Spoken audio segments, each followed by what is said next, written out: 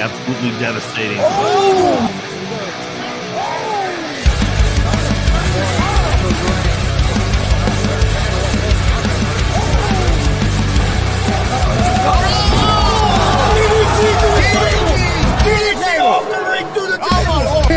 This is Joey Owens' show. They've been trying to get me on this broadcast forever, and this is the worst damn broadcast I've ever been on. So you all can kiss my ass while I win this match.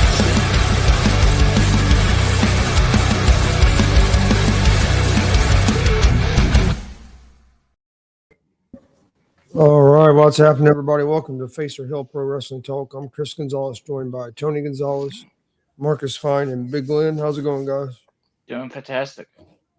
Going good. I'm ready for Monday. Yeah.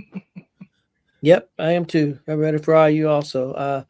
Guys, we got a big show tonight. We're going to be talking some SmackDown, some Raw. Who is that? Some NXT. Who is it? Austin. Hey, buddy. No, at one time. Yeah, who We're is that? talking some NXT, some TNA. We got an old school match we're going to talk about. But we're going to start the show with some news.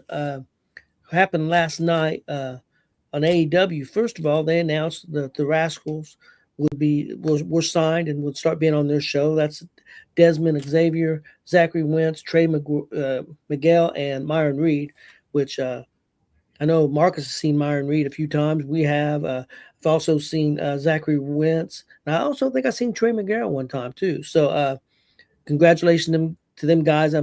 TNA wanted to keep them. They just didn't have the money. Couldn't keep up with AEW as far as money wise. And then the other big news is Powerhouse Hobbs, big name in AEW. I mean, he's been their TBS champion before. Was a 6-man champion right now, and so his contract ran out at midnight last night, and the pretty strong feelings that he has signed already with WWE. There's also some rumors that he may show up on SmackDown in London tomorrow night. So pretty interesting. I'll go to Glenn first. He's familiar with all these wrestlers. What do you think about the Rascals, first of all, going over to AEW? It's no surprise that the Rascals got picked up by AEW and got, I'm sure, a pretty nice deal and contract with Tony Khan, Tony Khan in that way. Because, the last couple, I would say last year and a half, with that TNA, the NXT deal, getting to see them on TV more often than just, the Action Channel and stuff like that. So good to see them do well. As far as Powerhouse Hobbs, no surprise there. Him potentially getting picked up by WWE. He's going to fit right into the program. I agree. WWE does better with big guys. Powerhouse Hobbs is probably 6'2", 6'3", 300 pounds. Obafemi looking type guy. Can do a lot of different things. WWE does better with big guys than AEW. He's been AEW for 5 years or more. The rumor is that they offered him more money to stay there, and I think he just wanted the opportunity. He's 34 years old. If he's going to go, now's the time. If he signs another 5-year deal with AEW, he's never going to make it to WWE after that. They're not going to probably take a 40-year-old Powerhouse Hobbs. So I think it's a good move for all parties involved. I think it's fantastic for the Rascals, the way their styles are moving like crazy. Them 4 guys fit AEW. I think Powerhouse Hobbs fits WWE. The only thing I'm sad about is Desmond Xavier, who was Wesley in NXT, had a really good run, and it was a great babyface. Then he got hurt. And when he came back, it just never was the same. And they tried him as a heel. He was an okay heel, but just didn't get the responses anymore. And they ended up releasing him. And if he don't ever get hurt, I think he could have made it to the main roster. So that kind of sucks for him. And then also him and his tag team partner, Zachary Wentz, was a really good tag team. They were tag team champions, and Wentz got in trouble and got canceled for a little bit. Yeah. So, so Desmond Xavier had some bad luck, but congratulations to all 4 of those guys. They're pretty close to this area, living in that Ohio and Kentucky area. Yep, Cincinnati. Yeah, Cincinnati, and some of them's in Kentucky area. So congratulations, those four guys, and to Powerhouse Hobbs. Uh, Marcus, you got any thoughts on No, that? I can't really tell you. I don't know I know enough you've about seen. players. I know you've Yeah, seen it's good to Myron. see Myron Reed get up there. I've known Yeah, Myron yeah, a few years now. Yeah, that's good. He's yep, a good talent, so he deserves it. So yeah. I agree, most definitely. Chris, you got any thoughts on that? No, not really. I mean, it's like you guys said, it's cool to see Reed and Wentz and them up there because we've seen them on some independent shows. Now there's video on our YouTube page of matches of both Reed and Yeah, yeah, yeah. And Hobbs is a beast. I think he'll do well with WWE. So looking forward to that, guys. And Let's West, jump yeah, right. before Go we ahead. switch over, I was gonna say Wesley, it's no fault of his own that he got released from WWE. It's just a simple fact of the talent pool and NXT and Evolve just being so deep. Yeah, that's true. Thanks, Josh. Joshua and Joseph from just got done doing a show with him and House on Hell in your yeah. house. Had a great time. So I appreciate that. Guys, let's talk a little bit about SmackDown that happened this past Friday. Drew McIntyre beat Cody Rhodes to become the new WWE Undisputed Heavyweight Champion. It didn't happen without a little controversy. I mean, it wasn't illegal or anything because there's no rules in a cage match. It was the match where they had the three stages of hell, and it came down to the final thing, the final match, which was the cage match, and Jacob Fatu got involved. Uh, Marcus, we'll go to you first. Your thoughts on the three stages of hell, and also having a new champion. 2 stages of hell on a singles match. Yeah, I want to shout out to Jason Ayers, our local referee. He refereed that entire match, and they shouted his name out a lot on the broadcast. So it's good to have Jason Ayers being the referee. I thought it was okay. I mean, the singles match was just whoopee. Um, what was the second one? false count anyway. Anywhere. Well, that was pretty good, except for the pinfall kind of sucked because he turned around and he dropped Drew through that table and then pinned him. But then, how many times did he do that in the ring and Drew kept kicking out? Same move. Yep. And I hated the ending. He fell out of the cage. He didn't walk out of the cage. He didn't climb over the cage. He fell out of the cage and become champion. So I say bullshit. But Oh, okay, I mean, okay. the show was good, but the match was good. Like I said, if it's Tell us how you of really hell, feel, Marcus. well, if it's 3 stages of hell, a singles match should not be one of them. I agree. Um, I thought it was. I'm being picky, but I thought it was funny that Drew was sitting on the table waiting on Cody to climb up to the second story fans to jump on him. It's like you mean it. Yep. See, that whole second session didn't even make sense because Drew was so far out of it he couldn't get off that table waiting on Cody to walk up the steps. I mean, it doesn't make sense. I mean, I know Well, it's part of the storyline, but it's got to make sense, and it didn't make sense. So that's a good point because it happens a lot in pro wrestling, especially nowadays. Even that a lot of people are waiting on that person to jump on them or for a long period of time, and it took them so long to get up to that spot. I definitely agree with what you're saying, but I guess you gotta. I guess sometimes in pro wrestling you gotta overlook things. I yeah, I mean, know you got. but That's what I said. Just being picky. but I It was see. good- I get your point. it was good to see Jacob fought too, but he really didn't get a big pop. I was kind of surprised he didn't get the pop. I didn't think it didn't sound to me like he got the pop when he revealed who he was. I think people were stunned. I think a little bit for knowing who it was. I liked it. I thought it was pretty good. Kind of old school to me a little bit. I do like that they left it kind of a cliffhanger. You really don't know. Well, first of all, we don't know for sure who attacked Jacob. They made it seem like Drew did, but some people had thought Cody had too. So because they even did an interview and they replayed that about here recently about Cody, did he do it? And he says no. So he ended up attacking Cody when Cody confronted him. So they can't kind of leave it open ended. Where we're going to go, and I like that. I mean, we don't know. I mean, Right. it's good to not know things sometimes. Well, I'm going to Chris, say I'm glad Drew got the go ahead. belt. Yes. I just don't think they played it right on how he Yeah. went about getting it. I think one reason they did it then is the next night he was in Glasgow, and and they put him on that show and defended the belt there in Scotland, and he's from that area. So I think that was pretty cool that, he got to be in front of his home crowd with that belt, something that he hadn't got to do before because of the way the situations were with COVID and stuff like that. So I think that was pretty cool for him. So I think he's pretty happy with that. Chris, your thoughts on the match? Yeah, I thought it was all right. It wasn't my favorite, but I mean, I thought it was pretty good. Uh, I I get what Marcus was saying. The first phase could have been something different than a regular Yep. match. And I still think if you're going to do a cage match as one of the things, you shouldn't be last because that tells everybody that it's going on. It's Well, guaranteed to go all 3 stages because yeah, the cage is hanging up. that cage has been put together. Yeah. But no, I didn't think it was bad.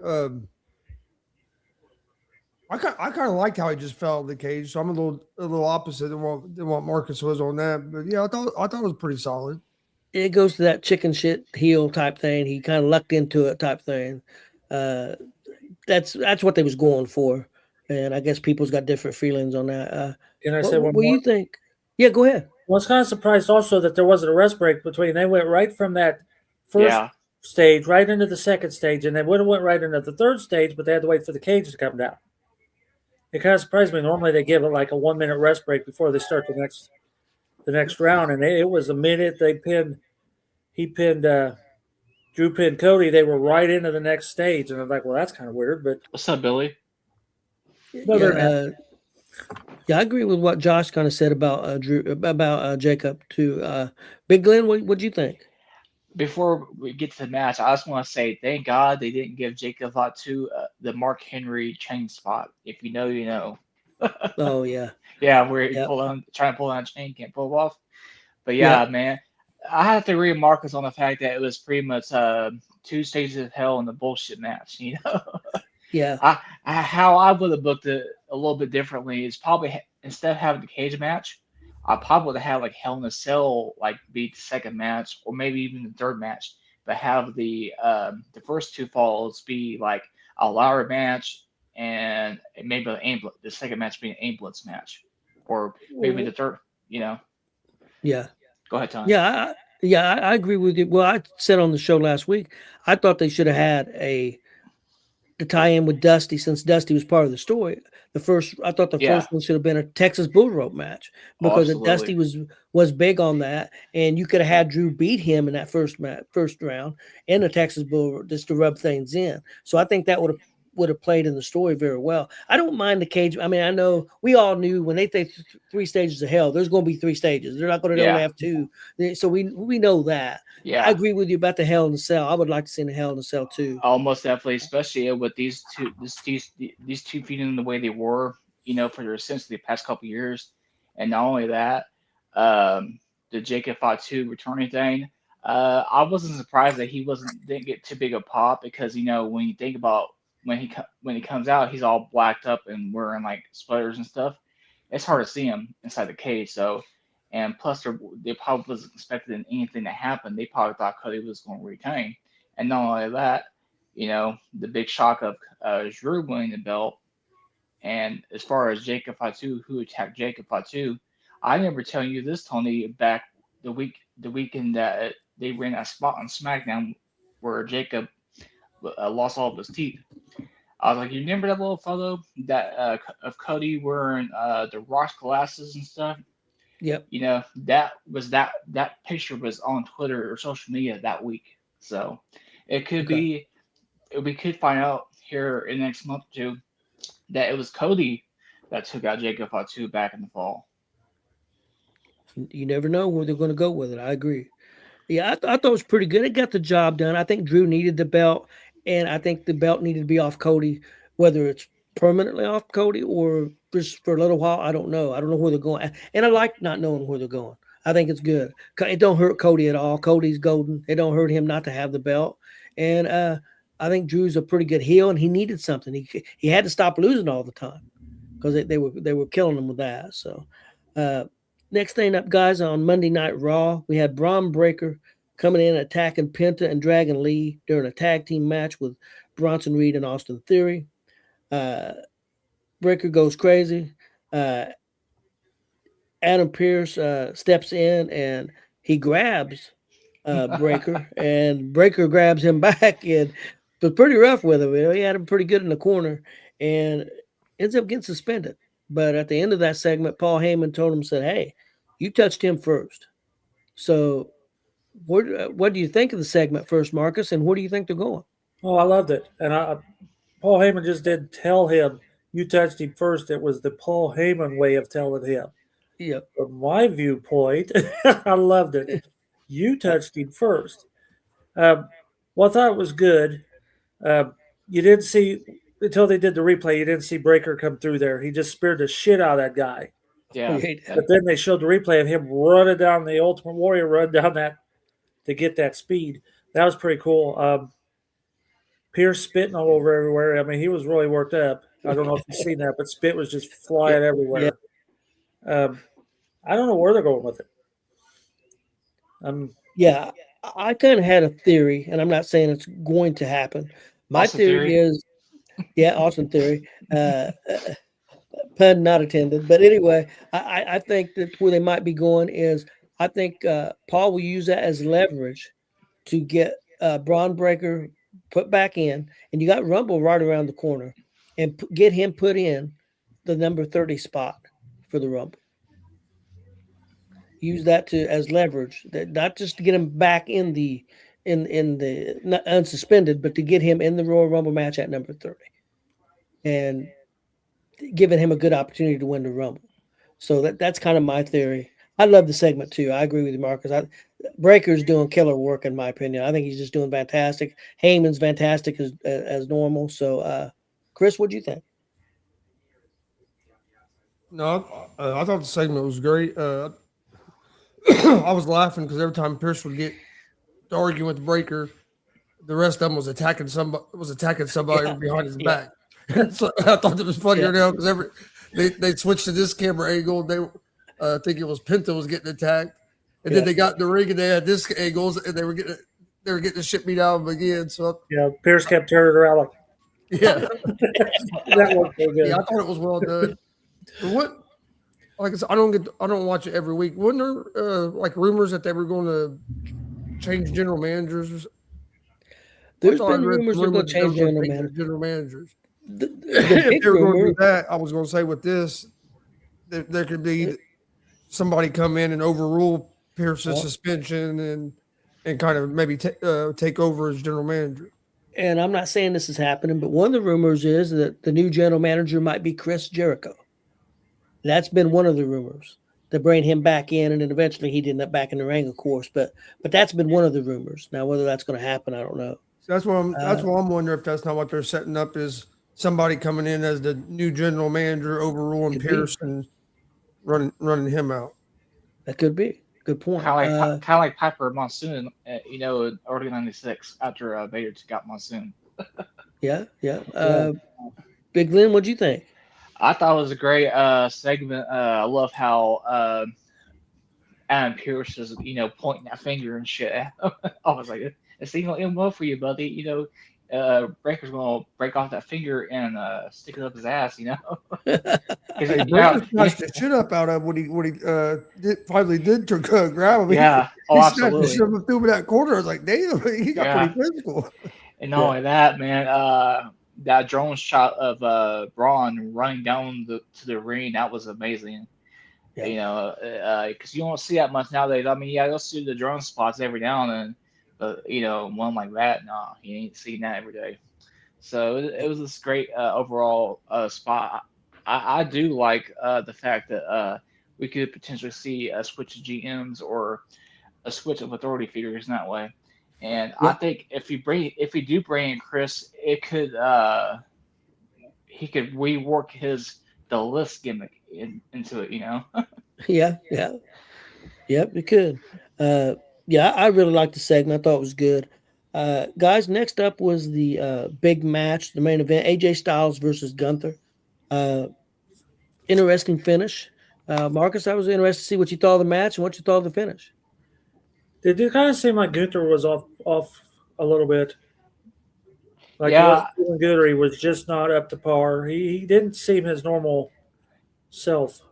I don't think he's really wrestled much since the Cena stuff. I mean, I'm sure he's wrestled house shows and stuff like that, Yeah. like their live events, but not really. Yeah, because he just kind of seemed off to me. But I thought the match was good. I thought it was fun. He chopped AJ off the top rope. I mean, chopped him off the top rope. Um, he's still doing that "you can't see me" crap. Yep. What do I got on here?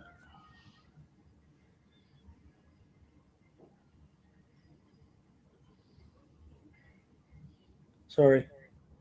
No, you're fine. Oh, you didn't see the tap. That when the hell did I've never seen a wrestler get up because he said he tapped. I know where they again. I'm being picky, Yeah. You know what I'm say? but the referee normally is the one that then rings the bell. The person Yeah. doesn't stop doing that submission or whatever until the referee tells him to stop. But I knew it had to fall into the storyline, so I'm just being picky. But that was unique. I will say that. I really like it. I get your point. I'm not that I disagree. I mean, but it calls into the thing, the emotion. He thinks, hey, he tapped me. I beat him. He jumps up. It just the emotion of the time. I think that's what they was going for.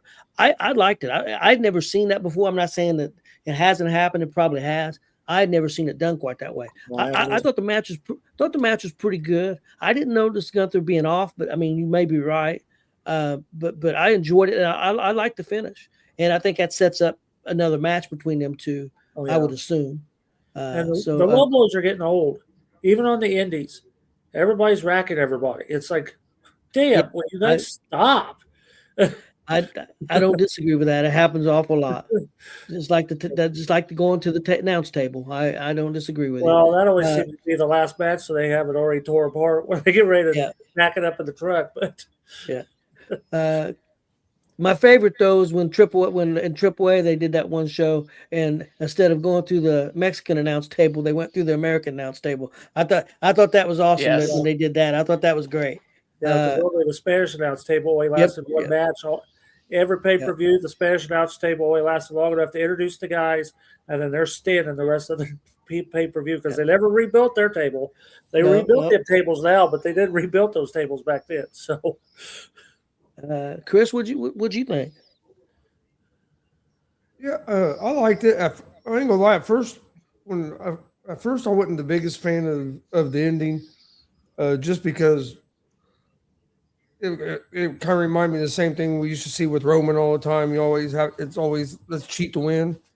Yeah. But then when you also look at it, it's building up more heat on what the guy that's their biggest heel right now. So I get it. So after I thought about it, I got it more. But no, I really liked it. But it was just kind of like, man, every time you guys get like the biggest heel, then it's every time they got to cheat to win. But like you said, it was a little different. But yeah, I liked it. But I ain't gonna lie. At first, I was like, man, it's kind of the same thing. But then after I thought about it a little more, it made more sense. Well, normally Gunther does win clean. Yeah. Normally he wins clean. So changing his heel character a little bit to be the chicken shit heel a little bit, I think they're kind of going for that a little bit. Outsmarting them to a certain degree. Not only can beat the hell out of you, he'll outsmart you. So, well, that's why after I thought about it, it made a little more sense because he don't always win like that where like Roman used to. So like I just had to get them separate out of my head because it hasn't happened that way for Gunther. Yeah, I just hope it don't turn into that. Yeah, every match is like that. Yeah, next thing you know, you'll have Gunther having Ludwig Kaiser and the Americanos helping them out like the Usos and shit. These different Roman. Okay, Big Glenn, your thoughts? I enjoyed it. I like the callback from I think it was the SummerSlam where it was Undertaker and Lesnar with that random tap out from Undertaker, and Brock thinks he won, but he didn't. With that little spot. It was a recent callback to that, obviously, even though it was like 10 years ago. But I enjoyed the match. It's obviously setting up for something down the road. It's gonna be a good whenever they to go out again. It's gonna be amazing. Yep. Yeah, I agree. Guys, next thing I wanted to bring up, I meant to do it after the SmackDown thing, and I looked over it, so I'm gonna go back to that real quick. This Friday they're having a tournament. It's for number one contender for Drew McIntyre's championship, and the four winners will meet the next Saturday on In Saturday night's main event. in Montreal. Yeah, and the winner of that Saturday night's main event match will go on to the Royal Rumble to face Drew McIntyre for the heavyweight championship. And here Guess are who the ain't in it? participants. Yeah, I was gonna say, guess who ain't is not in it. Yeah, here's the participants, guys, and then we can pick who we think may make it to that next round. Drew McIntyre versus The Miz, Damian Priest versus Solo Sikoa, Randy. Okay, wait a minute. I already said Randy Orton. Okay, excuse me. Matt Condona versus Trick Williams, and Sami Zayn versus Ilya Dragunov. Marcus, what do you think? Who's going to win between Randy Orton and The Miz? Okay, first off, this is going. The final winner goes after Drew's belt, How's Yes. Drew even in this and Drew's month? in and Drew's in the 8. No, Should Drew's be. not in there. No. That's the first name you said, I think. Yeah, he did say Drew. I was getting ready to stop him, but Okay, it's Randy Orton against The Miz. Is Okay, the because first I'm guy. thinking, why would Drew? If I said now the winner Yeah. goes up against these four winners will be on Saturday night's main event, and then a fatal four way, and then the winner of that match will face Drew at Okay, the Royal Rumble. all right. So who's the first round again? If I screwed up, I'm sorry. Randy Okay. You're Orton good. versus The Miz. Randy Orton. Okay. I'm sorry, that was the give me really. Yeah. What about you, Chris? Randy Orton. Okay. What about you, Glenn? Shit, I wonder who's gonna win this match. Randy Orton. Now this one's going to be interesting. You got a first time guy on SmackDown and a guy who's been in WWE before, Matt Cardona. Trick Williams against Matt Cardona. Who wins this one? I think it's got to be Trick. Oh shit, Tony. I'm What do you going think, Trick. Glenn? No, sorry. Oh, I love Trick and I love Matt Cardona. You know, even going back to Zach or Matt Cardona's days as Zack Ryder, you know, about 14 years ago, you know, with this woo woo Internet Champion stuff. I gotta pick Matt Cardona. I can't pick Trick just yet, but I know Okay. Trick's going. I know he's gonna be that man eventually, though. Okay. And Marcus, you said you're taking I'll Trick. take Trick. I'm taking Trick. And what about you? Billy Buzz taking Randy and Trick. What about you, Chris? I'm gonna go Cardona just since he's just coming back. I think he's gonna get a big win. Okay. To give him a little bit of a push. They could have somebody come out and cost Trick, not make it completely clean. So that's possible. Damian Yeah, they could- Priest and Solo. Yeah, Go ahead. yeah. I was gonna say before you know exactly where I was going with this, Tony. They could reignite that Mello and Trick feud. So It's possible.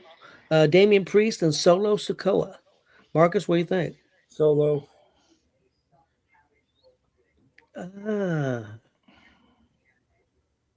I'm going to go with Solo also. Chris I'm gonna go with Solo as well. and Glenn. it's unanimous. Remy Solo. Okay. And the last matchup, Sami Zayn versus Ilya Dragunov. I'm torn on this because I think we could see. I think Sammy could go all the way and face. He's really popular in Saudi Arabia, and he could face Drew for that belt there. But they could have him in the Rumble because some people think he may win the Rumble. I'm not necessarily one of them. I'm going with Sammy. Chris? I'm gonna go with Sammy as well, even though I'd like to see Dragunov win, but I love Dragunov. I don't think they're gonna pull the trigger on it. So I think it's gonna be Sammy. Marcus? I'm gonna go Dragunov. Okay. And Big Glenn? I'm gonna go with Sammy. I tell you why. They had that interview with him. I think it was with Jackie Redmond backstage on SmackDown last Friday, and it seemed a lot like he could potentially go on a Rey Mysterio 2006 run. So Okay. And next, guys, we're going to go to some NXT stuff. But real quick, a little piece of news that came out about Monday Night Raw and Netflix. They announced for that first year they averaged about 6.5 million viewers worldwide every Monday night. So, and Netflix seems pretty happy yeah, with Well, their deal. Netflix isn't happy at all. They wish they had never signed a deal with WWE. That's not the report I see. that's ESPN, Gonzo. You know that. Well, I heard that rumor too, but I don't know if that's true. Yeah. Next up, guys, I asked you guys to take some look at some footage. Well, anyway, let's go this route first. NXT this Tuesday is starting a tournament to get their new heavyweight champion since the championship was vacated. Of course, I can't think of the guy's name. Obafemi. As I have a brain fart. Sorry, guys. And it's going to end up being a ladder match, and we have six qualifying matches for this ladder match. The ladder match will be on February the 3rd, I believe, and we'll get a new champion then. But one of the participants that's going to be trying to qualify is Kiana Carver. And I asked you guys to look at some of his footage and see what you guys thought of this guy. He's 6'2", 290 pounds, been in NXT. His first time being on the regular show, but he's been involved in NXT since 2023. Been there about 2 years. Chris, your thoughts on Kiana Carver? I must have been looking for the wrong thing because I couldn't find what you had told me to look. I was looking for the top 40 moves thing, and I couldn't ever find You couldn't find it? You know, you had to announce it just right. I went NXT Carver top 40. That's how I had to get it. I set a bunch of feeds of my remote. I got all kinds of weird crap. I was going to say, I watched everything else, but I couldn't find it on there. It was hard to get it to come up. Okay. So I really don't have much nothing to say on it because I haven't seen that. Well, yet. you suck. Okay, now, no, I'm kidding. Marcus, your thoughts since you got to see it. I loved it. I'd like to see him take on Obafemi, to be honest with you. He's a beast. Quick, powerful, agile, and very well balanced. His center of gravity is beautiful to pull off some of those moves. Think of Oba about 2 times faster. I don't know if he's as strong as Oba. He's strong. He's strong too. I don't know if he's quite as strong as Oba, but man, is he quick. And man, is he intense. They can tag team those two also. He's green. He's still, he's got some work to do. Yeah, but it's that power. Yeah. That power. Big Glenn, did you get a chance to check that out? Yes. The two words that came to my mind is untapped potential. This dude could be something, and it's very. I would love to see him go up against Ricky Saints in the finals, or But I did see something come out about him that he's probably going to have to keep his mouth shut and stay off Twitter. Here a few weeks ago, he made a statement on Twitter about the Samoans. Oh shit! Oh yeah, and about them sucking Trump's dick, and a lot of stuff like a lot of kind of stuff like that. And I'm like, whoa, buddy, you better keep your career going, don't you? Yeah, you might want to calm down. So yeah, he's something. So he may have to calm down on that. But I did see some stuff about that. Yeah, he's pretty crazy. He totally should get rid of all social media and deal with anything through his agent. Yep, I would agree with that. Okay, guys, we got just a few more things here, and we'll get out of here. We have a big show tonight. TNA on AMC debuts at 9:00 from 9 to 11. Gonna go over a couple of the matches. Main event is Frankie Kazarian against Mike Santana. Bully Ray has been announced as one of the guest commentators. So I would say somehow maybe he may get involved. Who knows? Also, AJ Styles is going to be making an appearance. They have announced that. Doing what? I don't know. We have a TNA Knockouts World Tag Team Championship with the Elegance brand against the Inspiration.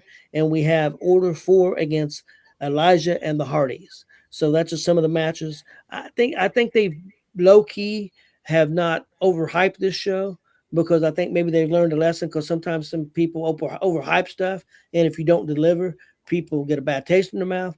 I think they're going to have some surprises. Some of the rumors is Chris Jericho might be there. I think EC3. I really feel EC3 is coming back there. He's done with the NWA, so I think he may have signed with TNA. Dolph Ziggler, he's re-signed. He'd been working for 2 years on a handshake deal, but he officially signed a contract today. So, and he does have a contract where he can get a match anytime. So he could interject himself into a heavyweight championship match tonight. So who knows there? So people check that out. You guys, if you guys can get a chance, check that out. We'll talk about it next week. Oh, absolutely. And up next, guys, is our old school match. It was Sting versus Ric Flair. I finally got the match right, guys. Yeah. Sorry about that. There you go, Tony. At Clash 1. You had me convinced it was the other one when we was on Jay, but I had Glenn completely convinced. I had him. Yeah, because it was almost from the same the year or close to it, So yeah, go ahead, Tony. Okay, well, Marcus, your thoughts on this big matchup? Yeah, you big dopes. You said there telling me we were going to talk about Steamboat. Like, what are we talking about Steamboat for? But anyhow. I tried. I like Steamboat better. Okay, if you remember, this was this was supposed to only be a one-off Clash of the Champions. It went up against WrestleMania 4 on free TV if you had free cable access to it. This is a side note. I have seen Sting and Flair 3 times in person. In fact, one of them was where we did Comic-Con. Because at the convention center, I seen one of them there and twice at the Coliseum. So, okay.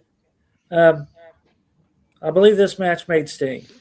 Flair wanted to push Sting. Sting was really not that well established yet until that match right there. And that's what made Sting. The 5 judges was a bunch of stupid shit I think I've ever seen. I mean, you had Eddie Haskell, you had Pet of the Year. She could care less to even be there. Every time they the only one that cared about it was Jason Hervey. He's the only one because he was a wrestling fan. Yeah, huge wrestling fan. Plus, he was screwing Missy Hyatt, supposedly. So, let's see. Then they had the board of directors and Sandy Scott, and I don't think they give a shit either, to be honest with you.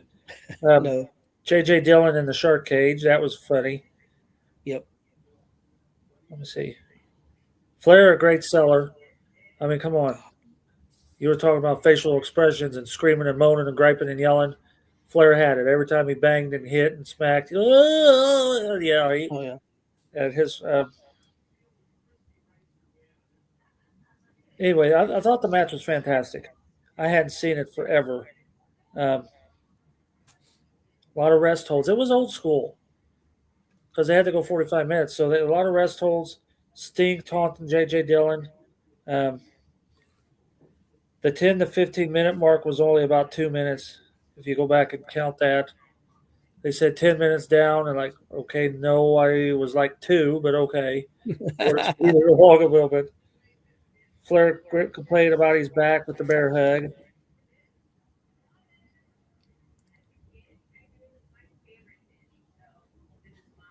See, it's been a few weeks since I've seen it.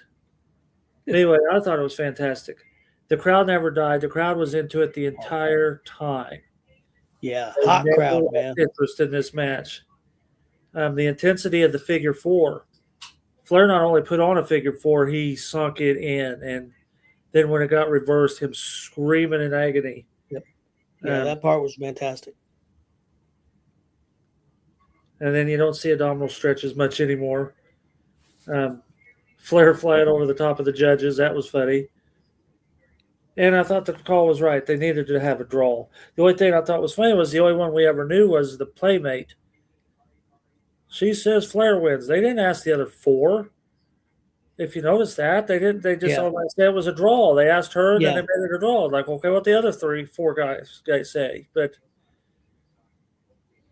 yeah, it was very well done going up against Macho Man and DiBiase and well, he wrestled 4 times at WrestleMania over Trump Plaza. Yep. So Hogan and Andre out the second round. And Yeah, I really enjoyed it. What stood out to me, the selling by both guys, but especially Flair. Flair's selling. It made the match. I mean, I just wish people would get into that more.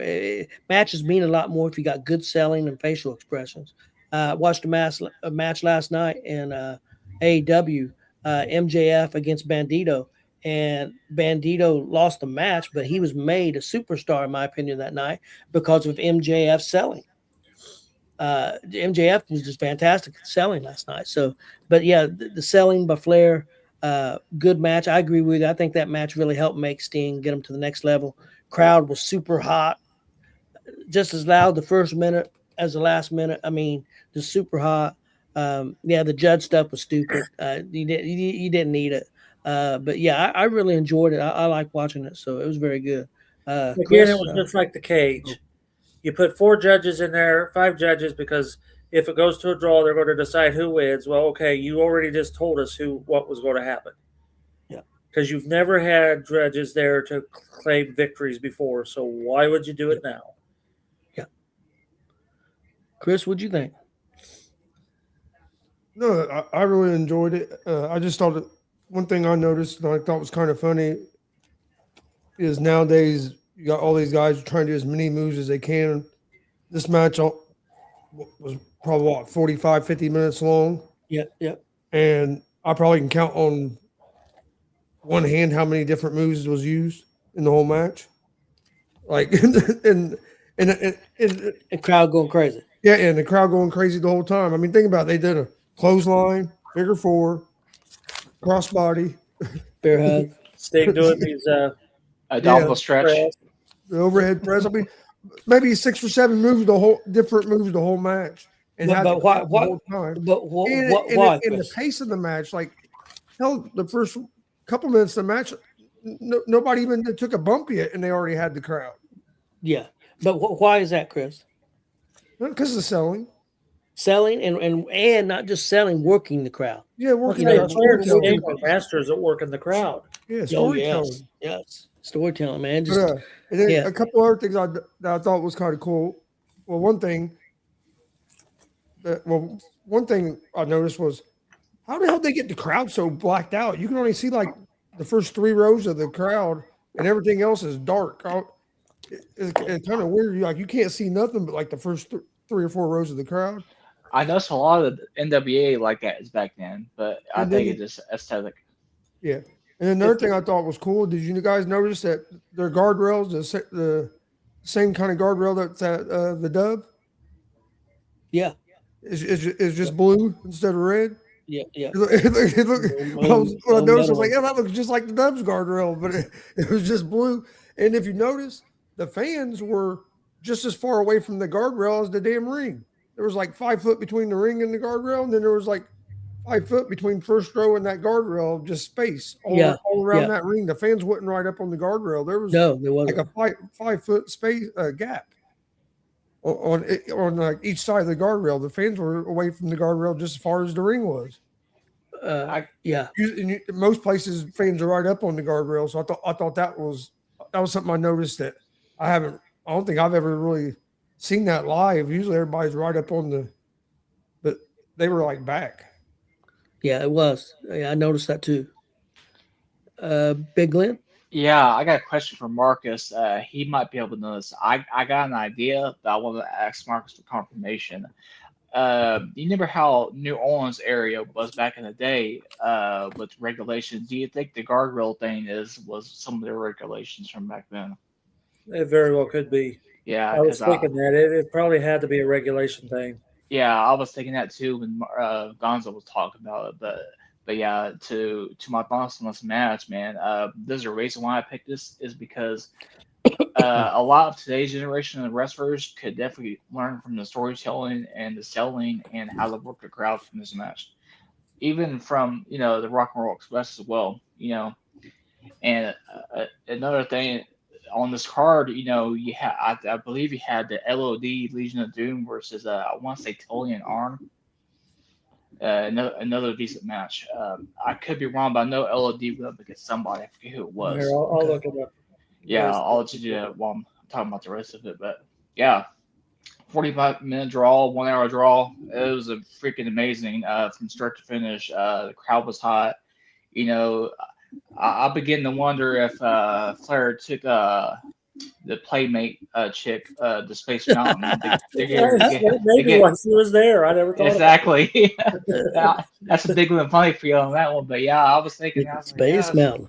yeah, Space Mountain, man. Longest ride or longest line, longest line. Yeah. Probably took the Space Mountain before the match and after the match. Yeah, about it. Probably. That's what it was doing all the time. most definitely. 'Cause you know how Fire was back then, man. But yeah, that match made Steen, because Steen was floundering in the NWA/WCW. But man, after that, If you remember, that was shortly after the UWF was sold to the NWA. yep, Yes. And so there's a lot of history still there. And if you watch Dusty Rhodes and one of them, remember when they did the Legends of the Round Table or Legends of Wrestling? Yep. yeah, And Love those shows. This was supposed to just be a one shot to go up against Vince McMahon, and everybody was begging for more, and that's why Clash of the Champions went. And those were Yep. 3 shows through the middle of the week. It's like, Yeah. Yep. yes. How many beers deep do you think Flair was by the time this match started? oh, I'm sure he was plastic. Oh, he is probably if you look at beers, how many Andre the Giant would drink in a day, I'm sure he was probably a Andre case in already. All right, Glenn. Road Yes. Warriors took on the Powers of Pain. Now, I've seen the Road Warriors take on the Powers of Pain in real life twice, too. Once Hell in the NWA and once in the WWF. Which one was better, the WWE version or the NWA Well, I version? think it was more NWA because I was so excited to finally see the Road Warriors. Yeah. 'Cause And the NWA was a little more, Vince was more tamer with Yeah. the way he presented stuff. In the NWA, yeah. You get So- spikes and everything else, Lex, Yeah, Luger, Billy Barry, that's Lex and Barry took on Arn and Tully. Yeah. Yeah, I Billy- feel we never. Billy Buzz, you're right. Today's wrestlers could learn a lot from the older wrestlers. I agree 100%. And then they had the Midnight Express take on the Fantastics. I also seen that live there at the convention center. So I seen a lot of these matchups at the convention center the first time I seen, or the only time I seen the NWA. Okay. That's pretty cool, though. Yeah, because it wasn't. Got to do commentary for Powers of Pain. Yep. I did too. Yep. That's right. Yep. That was the Yep, one where sure Vinny Vachetti was in that match, wasn't Yeah. Oh God. Vinny smiling the whole Yeah, time. Yeah. smiling the whole One of time. the, he? Yeah. one of the best days of his life. Oh, absolutely. Hey, them guys were cool because we got to talk to him after the show, and he was telling Yeah. us stories about Andre the Giant, Andre the Giant. Yeah, he was. That was and cool. stuff That was awesome. backstage before we left. Yeah, they were. Yep. They were cool. They were good You know guys. that story? And I I'll tell you told what, that story. there's some big motherfuckers. Yeah. Like, Even at their age, yeah. So you remember I had to go to the bathroom before that started, and I'm in Yep. there. And I have to go, and there's only one stall I can go into, and I'm sitting there in my buggy. Somebody's in there moaning and groaning. Well, it was Barbarian makeup in his face. And Kelly's out in the hallway waiting. Remember, we were gone for a while. And Yeah. he finally came out and said, "Oh, brother, I'm so sorry. You should have said something." Well, I didn't know he was in there. Yeah. And then I went out to Kelly. I said, "No, I'm not marking out to the Powers of Pain in the bathroom." It's like, even though that's maybe what you were thinking, because they came out and then I came out behind them. It's like I was not marking out to the pain in the bathroom. But Yeah. Sheep Herders, one of the most and I seen them at the NWA show, and they vicious were tag, vicious as hell. Yes, Vicious. they- Yeah. and then became the Bushwhackers, the most tame Yeah. team. Yeah. hey, In history. Bushwhackers were awesome, man. yeah, I'm Yeah. kind of like the Bushwhackers. But talk about a night and day. Yeah. No shit, Marcus. My wife and daughter got to meet the Bushwhackers at a show at the concession stand. Turned around and she went to take my daughter to the bathroom, and walking out of the damn ladies' bathroom Oh, was damn. Akeem the African Dream and Deep and Lanny Poffo. They had stopped in there, and I think Akeem had took a shower or something. And he was combing his hair, and they come out, and my wife got a picture of Akeem shaking my daughter's hand, who was at the time maybe 3 years old and very, very small. I mean, really, really small. And Tiny. Akeem's hand was about bigger than my daughter Yeah. was.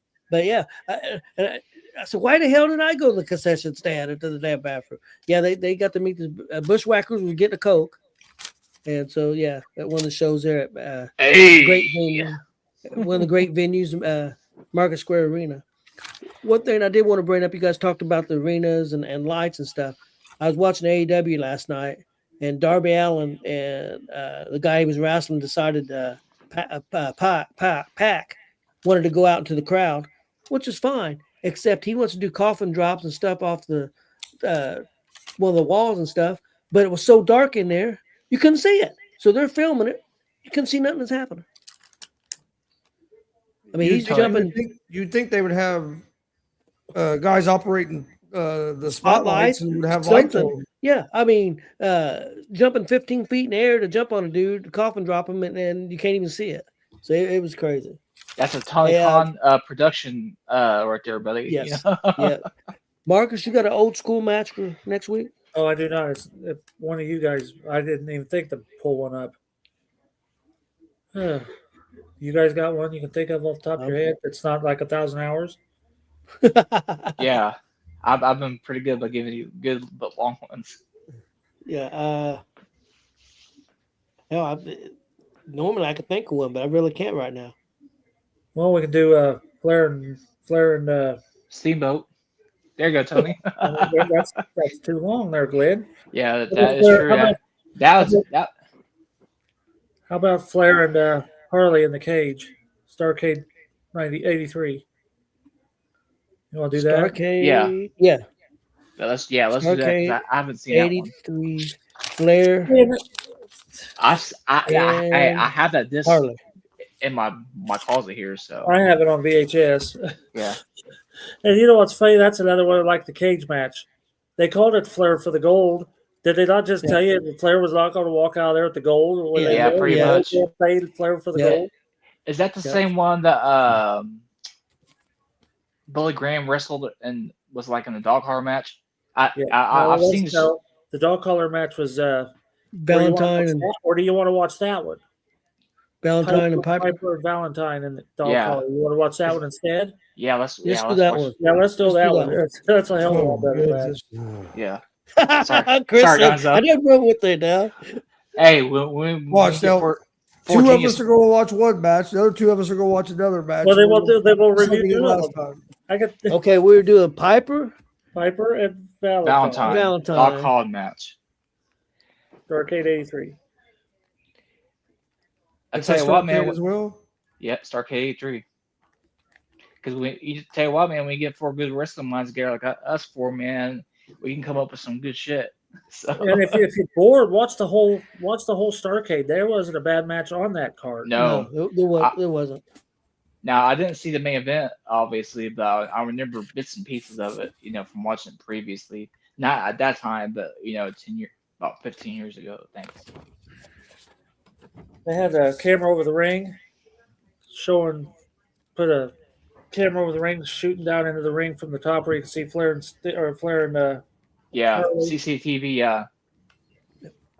We used to rent the Starrcades all the time. Me and my cousins, when we go to Lee's Video here in town with Grandpa, we get some video games and we get some VHS tapes, and we'd always get at least 1 or 2 wrestling ones, and most of the time it was Starrcades because they had some of the best covers. Yeah.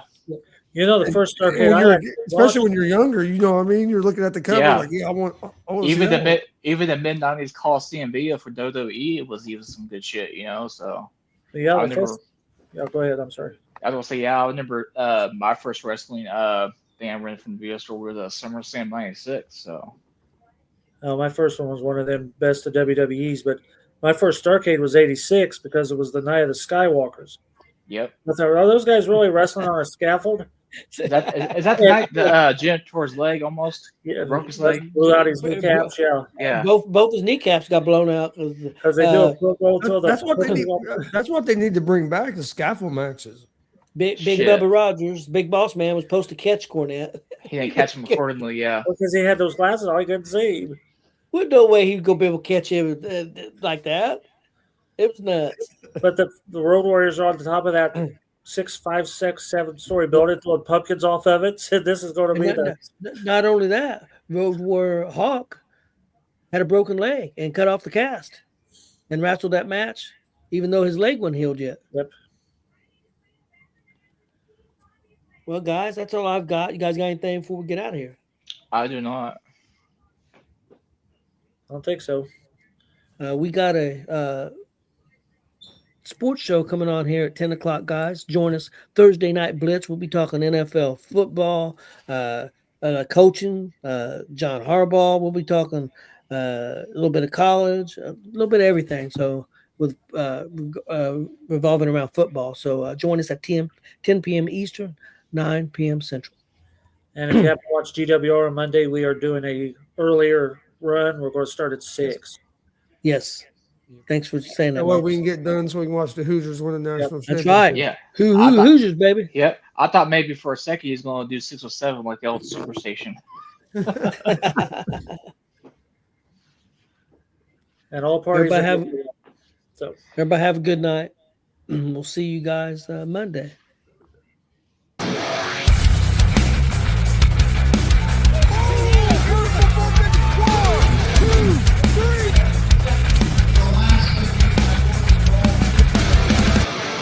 That'd be absolutely devastating.